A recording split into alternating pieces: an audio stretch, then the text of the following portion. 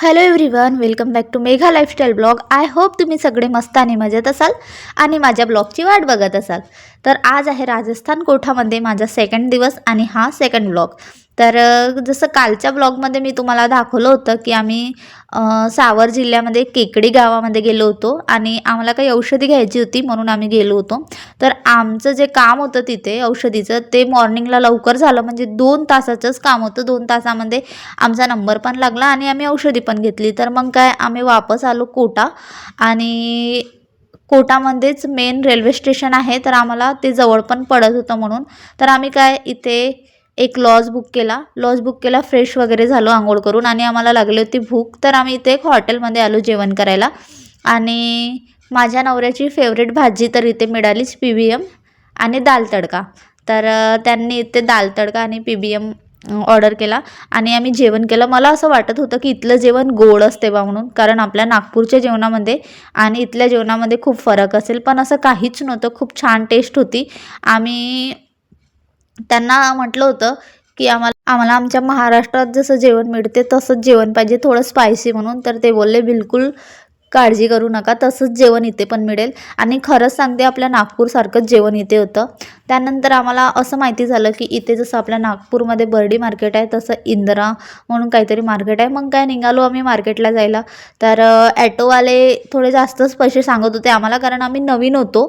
परंतु आम्हाला हॉटेलवाल्याने सांगितलं होतं की बजेटमध्येच त्यांना पैसे द्यायचे म्हणून. मग आम्ही पोचलो इथे मार्केटमध्ये. आणि इथली एक खास गोष्ट आहे की इथे दिवसा पण ऊन दिसत नाही, अंधारच सारखं वाटते बा म्हणून. तर आम्ही इथे पोचलो, थोडी शॉपिंग केली. आणि शॉपिंगमध्ये मी काय काय घेतलं ते तर तुम्हाला मी ब्लॉगमध्ये, नेक्स्ट जो ब्लॉग बनवणार आहे त्यामध्ये मी पूर्ण सांगणार आहे. आणि आम्ही धामवर का बरं गेलो होतो, धामवर कोणती औषध घेतली, पुन्हा किती किलोमीटर ते आहे, कसं जायचं, हे सगळं मी तुम्हाला एक पर्सनल ब्लॉग बनवून सांगणार आहे. तर आम्ही इथे मार्केटमध्ये पोचलो. मार्केटमध्ये खूप छान छान वस्तू होत्या आणि स्वस्त दरामध्ये पण होत्या. तर आम्ही काही वस्तू घेतल्या इथून. तर काय काय घेतलं तर बघा. तर सर्वात आधी मला इथे दिसल्या होत्या बँगल्स, आणि खूप छान छान होतं. तुम्ही पण बघू शकता. आपल्या नागपूरमध्ये ह्या मिळतील 500, 550, 1000पर्यंत, पण इथे त्या फक्त 200 ते 250 रुपयाच्या रेटमध्ये होत्या. तर मी विचार करत होते की यामधून कोणतं घेतलं पाहिजे म्हणून. तर हे म्हणत होते मला की आधी आपण कपडा मार्केटमध्ये जाऊन तिथून आपण काही घेऊ, त्यानंतर आपण छोट्या छोट्या ज्या वस्तू आहेत ते घेणार. आणि हा जो मॅरून कलरचा चुडा होता तो माझ्या आहोला जास्त आवडला होता. ते मला बोलले की हा घे म्हणून.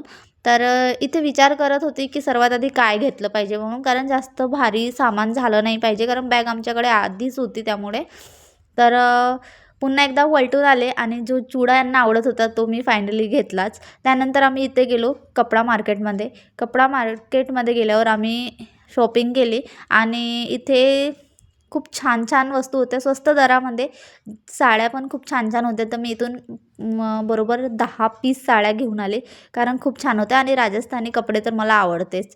तर इथे काही साड्या घेतल्या आणि छोट्या छोट्या ज्या वस्तू होत्या त्या घ्यायसाठी आम्ही समोर निघालो. त्याच्यानंतर इथे मी एक बॅग घेतली. जी बॅग आपल्या नागपूरमध्ये 500 रुपयाला आहे, ती बॅग फक्त इथे 250 रुपयाला, म्हणजे अर्ध्या किमतीमध्ये होती. तर बॅग, पुन्हा सँडल, अशा काही काही वस्तू घेतल्या आणि आम्ही निघालो.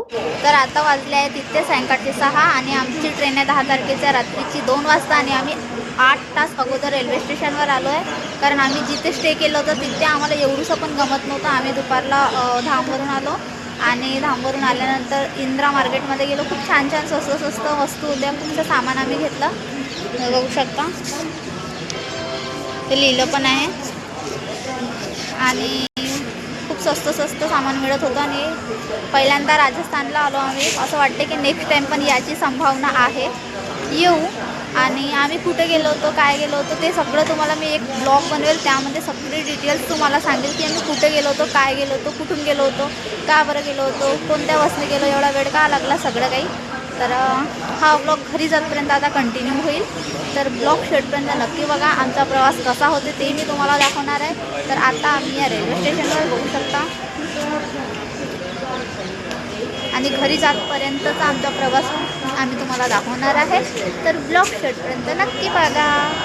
तर इथे झाली होती मॉर्निंग, म्हणजे 10 तारखेची, आणि आम्ही घरी यायसाठी नागपूरच्या ट्रेनमध्ये बसलो होतो. कोटा रेल्वे स्टेशनवर इतकी जास्त थंडी होती आणि आम्ही आधीच 8 तास अगोदर तिथे येऊन बसलो होतो, कारण आमची ट्रेन होती 2 वाजताची रात्रीची आणि आम्ही 6 वाजता येऊन बसलो होतो. तर खूप जास्त थंडी होती. आपल्या नागपूरपेक्षा 10 पट जास्त थंडी तिथे होती. मी तर पूर्ण अकडून गेली होती. मला तर असं वाटते खूप जास्त प्रमाणामध्ये थंडी तिथे होती आणि दिवसा तर तिथे ऊन पण दिसत नाही. तर आता वाजले होते ते 7.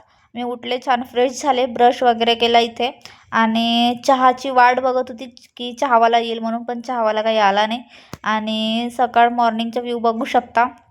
ट्रेनमध्ये होते. जायच्या वेळेस तरी आम्हाला खूप प्रॉब्लेम झाला, पण यायच्या वेळेस काही प्रॉब्लेम झाली नाही. तर इथे मी छान ब्रश वगैरे करून घेतला. त्यानंतर बघत होती कधी कधी आमचं नागपूर येते, कधी कधी आम्ही आमच्या घरी जातो बा म्हणून. आणि हे तर इकडे छान झोपले होते. मी पण यांना उठवलं नाही, कारण जेव्हा मी झोपले होते तेव्हा सामानाची देखभाल करायसाठी कोणीतरी जागं पाहिजे म्हणून हे थांबले होते.